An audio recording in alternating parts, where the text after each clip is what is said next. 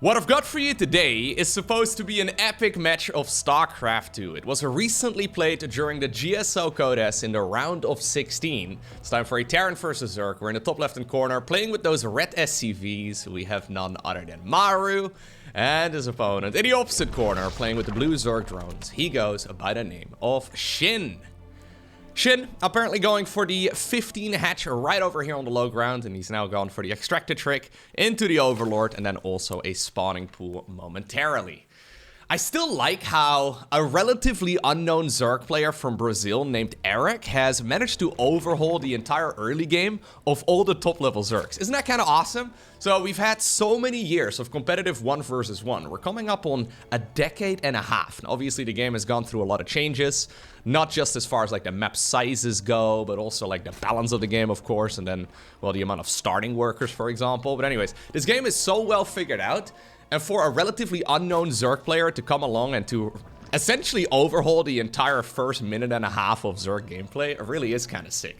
I still think that's awesome.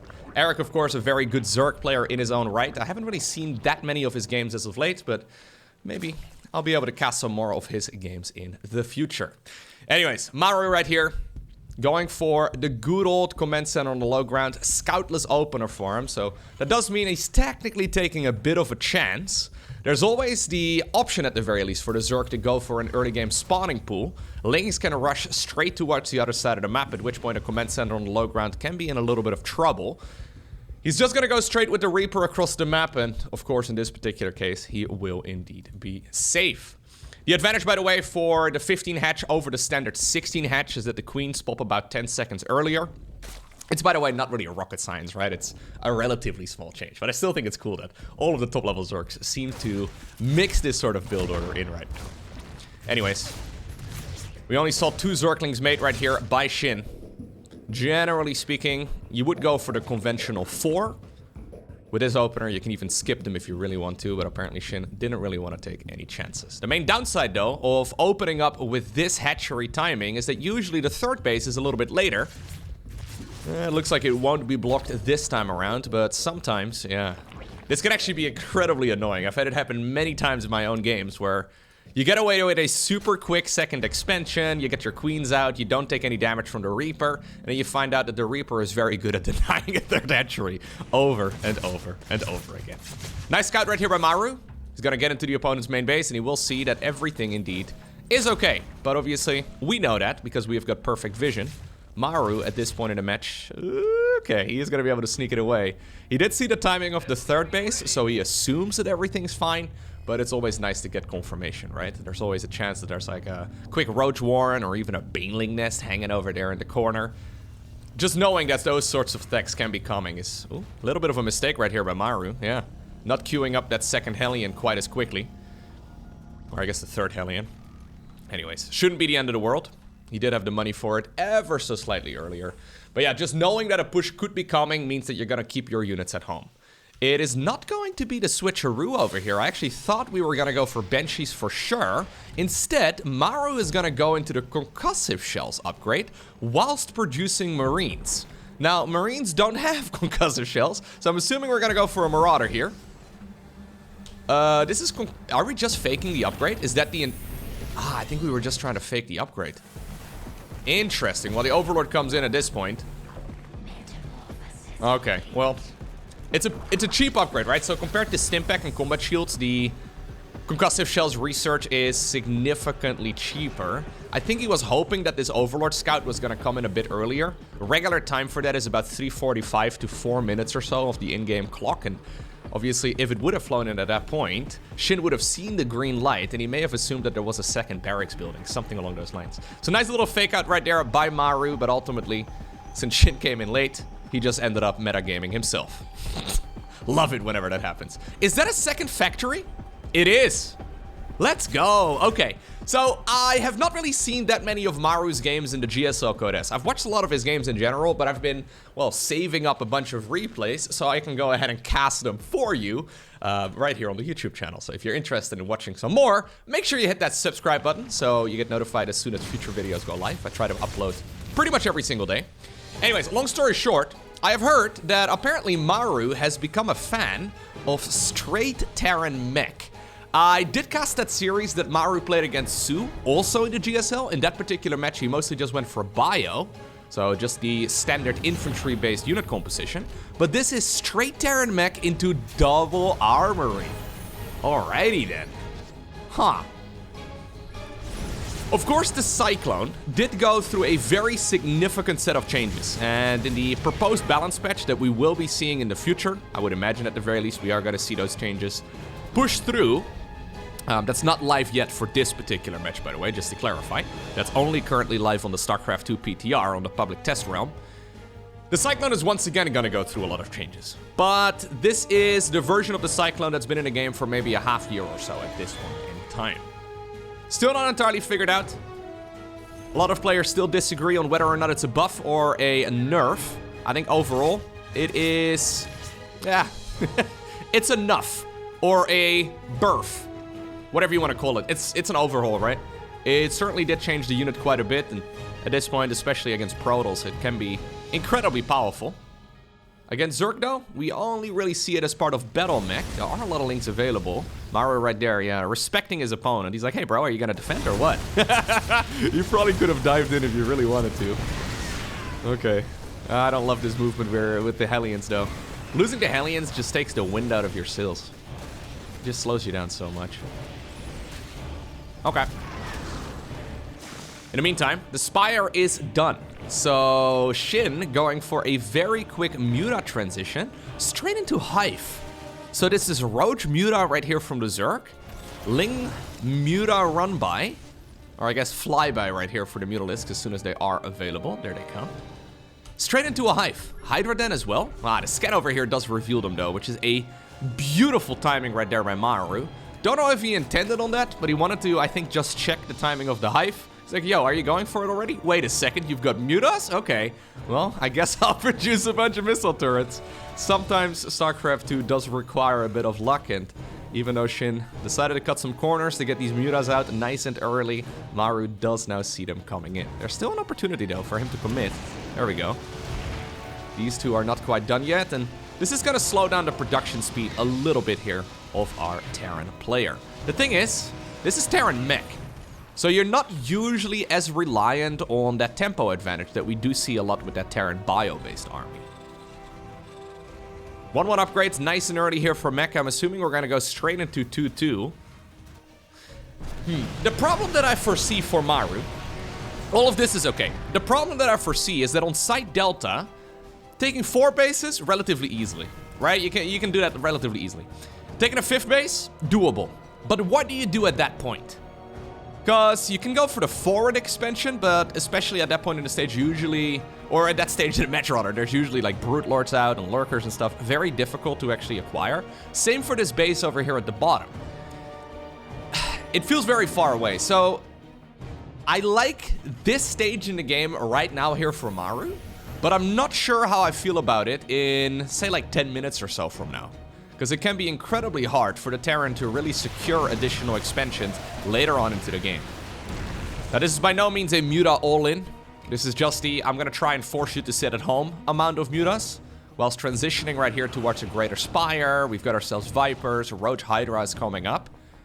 Zerg is going to have a very easy time expanding all over the map. Now, of course, one thing that Maru can always do with his unit composition, and it's not really something he does all too often, but he could sit around on just 5 command centers. I know, that's not really something he's gonna do, I don't think so anyways, but it is an option to just go for the full bulldozer approach and try to win with just one maxed out force of units. Problem with that though is that even though these upgrades are kind of early, he's gonna max out before 2-2 finishes, I would imagine.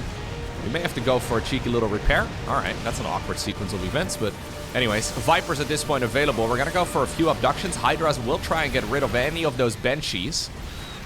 So many SCVs are falling in the main base though. Uncharacteristic mistake right there from Maru, not starting up the repair on that missile turret, and that is costing him dearly. At this point, we're talking, well, pretty much 200 supply here for Shin versus only 140-ish for Maru. Okay, now, this might be a good point in the match to clarify that Maru is the strongest defensive player in the entire game. Other than maybe Serral, it's kind of hard to say. Other than maybe like a Showtime or maybe like a Stats, because Stats' defensive gameplay in that series against Dark looked really, really good. Anyways, Maru, generally speaking, loves turtling. His building positioning here and the way that he's putting down all of his units, it's very deliberate. He is essentially just crossing his T's, dotting his I's, and making sure that there's no Zerg army that can suddenly overwhelm him. So the supply count can be a little bit deceiving, especially since this is a roach-based army comp right now for the Zerg. Very supply heavy. Good harpooning right there though by our Zerg player, getting rid of so many of those tanks, whilst switching out mostly just a bunch of roaches. He did lose the Vipers. Those are pricey, but the roaches are, for all intents and purposes, basically free at this stage in the game. Maru, by the way, not going for any of that 5 command center stuff that I was suggesting. Nah, we gotta go. Maru loves about a dozen command centers, okay? That's the goal. All right, so the problem with Terran Mech, right? Obviously, with Bio, it's kind of hard to secure those forward bases and those outer bases. The problem with Terran Mech is that it's really slow. So, yes, you can unsiege a bunch of your tanks and move them over here, for example, but obviously that means that you're spreading yourself more and more thinly across the other bases that are left over. Oftentimes, Nidus worms in the main base become a gigantic issue for Terran as well, because obviously your units are so slow and you're trying to spread them out around the map to make sure all of your bases are covered. So, there's a lot of things that can bite you in the butt. Shin right now going for the Brute Lord transition, so we're going from a very cheap army into a very expensive one. He's in the meantime just gobbling up as many of the bases as he needs. He can basically just take whatever he likes, because this is not Maru preparing himself to go for an attack. So this is Terran Mech straight into Ghosts. So ultimately we get to that Ghost Mech army composition that has lost popularity quite a bit over the last year or so. Really ever since the Baneling nerf, I would say. So maybe not, yeah, maybe about a half year or so. It didn't get nerfed. It's just that since the Baneling is a little bit weaker overall in the late game, it seems that Terrans like to stick around on that biological-based army and just go for Liberators and Ghosts instead. This is still a super powerful unit composition. It's just considered to be, I guess, slightly worse than just straight-up bio. And I think the main reason for that is the maneuverability of this army. Like, you need to position before an engagement arrives. So this is a scary push. The Queens are all the way at the front right now as well. There are a bunch of Thors out, but the Thors are not quite in big numbers yet. This is going to be incredibly costly here for Maru. This may actually be difficult for him to hold on to. That being said though, the Thors over here on the left side, those Ghosts are having a grand old time as well. The Brute Lords are slowly disappearing. Vikings are targeting down whatever they can. A lot of them have gone down at this point too though. Yeah, and now suddenly the Zerg influx of units. I love this push here from Shin. There's gonna be a mass amount of Zerg swarm ready to cross the map. Beautiful little attack right here. Shin, do we have more larva? We're actually a little low on larva. I would love to see him remax here with an additional 20 supply worth of Zerglings. Because if he can suddenly flood across the map and overwhelm the Terran player before he can get into that position once again, that is a good way to try and obtain the victory. Corruptors are sacrificing themselves, and they will get that orbital command. Okay, so Shin is not going to go for the follow-up push. One thing I would like to see him do here is go for, if we're going to play a slower game, is go for the flyer attacks. I think the air weapon upgrades are incredibly powerful, especially for Brute Lords. Although, now that the Thors and Ghosts are coming out, maybe the time for the Brute Lord is already over. Instead, he's remade 6 queens here, so we've made a queen for every single base. Because those queens, they were trying their very best to transfuse whatever they can. A nice Blinding Clouds over here, shutting down a lot of the units. Now the Zerglings are suddenly running forward. This is the fight that I was suggesting a little bit ago. Beautiful move right here by Shin, catching his opponent off guard. Maru's supply is going to drop incredibly quickly. These are expensive Terran units. You really can't afford losing them here. And Shin suddenly teching all the way back down to just good old Zerglings, Hydras, and Roaches, catching his opponent way off guard. +3 is going to finish here as well momentarily for those Roaches and Hydralisks. Tons of SCVs have fallen. Maru did fly a command center to the front, but good luck trying to land that one anytime soon. More and more units over here are also in trouble. Man, how many siege tanks have gone down already? Yeah, at this point, the Zerg train is just running across the map, and I love what Shin is doing here, too. Straight transition into the neuroparasite research. He's already going into whatever tech he deems to be necessary here. And next. Beautiful. Excellent fights. 51 SCVs have gone down. And this is that position, right, that a lot of Terran players know very well. You see these top-tier Terrans play Terran mech, and you decide to give it a try in your own ladder games as well. And for some reason, it just does not work as cleanly. This is definitely the best style of Terran mech to go for. I guess Maru could maybe have improved his positioning ever so slightly, but you always gotta ask yourself, right? What exactly went wrong right here for Maru? It's not really one blatantly obvious thing. It's just that he's fallen very far behind here because there's just no pressure from the Terran early on, and Zerg can just do whatever they like. So SHIN has played an exceptionally greedy game early on, which is now allowing him to, well, just flood the map with happy little Zerg units. This base is gonna get denied. Expansion up north will be remade. I think SHIN is gonna try and rinse and repeat. Yeah, in the meantime, he's taking all of those bases. One thing to note, though, is that SHIN's bank is really not very significant at all. Now we have infestors, by the way, as well. Super powerful. Oh my god, if they can neural parasite those siege tanks, this is so bad right here for Maru. There's a neural parasite. You don't need to burrow for that, but fair enough. More and more siege tanks are forced to change sides right here, and so much damage. Look at SHIN retargeting onto the ghosts right there, trying his very best to force Maru out of this game. Maru is taking a crippling amount of damage, once again losing siege tank after siege tank. These expensive Terran units are not easy to replace. Obviously, these fights are very costly too for SHIN, but SHIN has got a booming economy and still some money in the bank as well. How many tanks have fallen? 29. 29 siege tanks and 8 Thors at this point. That's a lot. Actually, not that many ghosts, all things considered. Yeah, 7 ghosts have died so far in this game, but he is producing more of them. Now, Maru is still going for the death ball. He is still attempting it. This base at the bottom has been denied. The bottom left, that is. Maru is just spread so thinly, and that's the problem with Terran mech. Like, the bases are not really that far apart, it's just that it's so difficult to get into the right position to defend everything. That's another planetary fortress going down. Honestly, really lovely work right here by SHIN. He needs to be careful, though, that he does not overextend, because the units are not trading efficiently as far as resource loss goes. Just so many tanks. Those ghosts are having a grand old time, though. Okay. Yeah, these ghosts are actually incredibly valuable. they have gotten so much value. Alright. I think this is basically the best case scenario right here. If you're playing that swarmy style. Other than maybe losing 6 infestors and 6 vipers. I don't love that part, but... SHIN playing some textbook Zerg. Taking another base. Moving drones on over whenever he needs to. Obviously, though, if this goes on for a lot longer, Maru right now is 75-ish supply behind. I love that siege tank line over here. Yeah, those ghosts and siege tanks are really powerful. Planetary here, or just a good old command center, actually, just set up. That was actually a really bad engagement right there for SHIN. Losing, like, what, 40 supply worth of stuff? Killing nothing. Well, maybe 5 SCVs, but that's about it. Hellbats and Hellions are mostly just a mineral dump at this point in the game.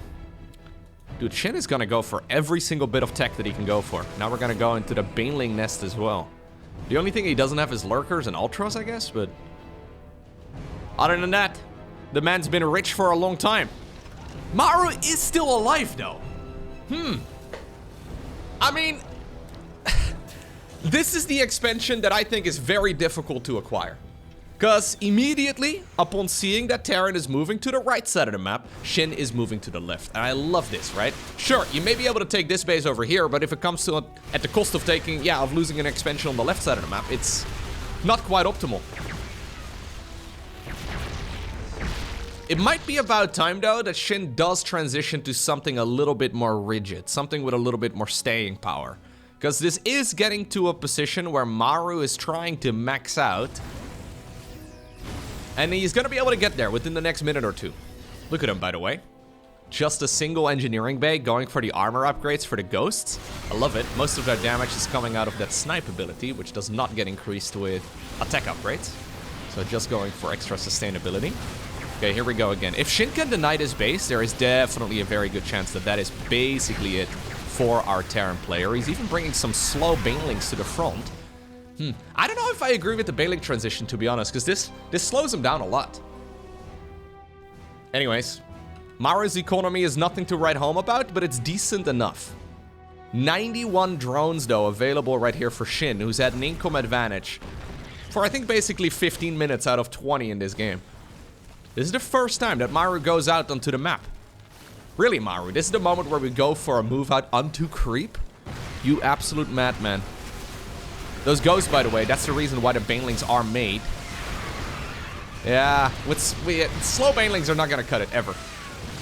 If centrifugal hooks would have accidentally finished up in the middle of that fight, that could have been a disaster for Maru, but not quite the case. Couple blue flame hellbats here, having a grand old time. And he's actually getting some damage done. Ghosts alone may actually be able to kill a base. That would be kind of nuts. Okay.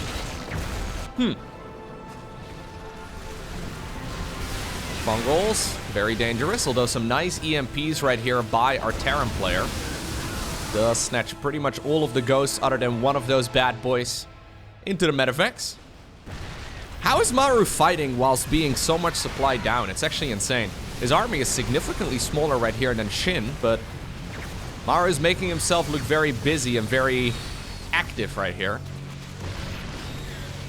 And ultimately, that is making it quite difficult here for the Zerg player to go for example, a counterattack towards the main base. The main base, the third base, all of this is wide open.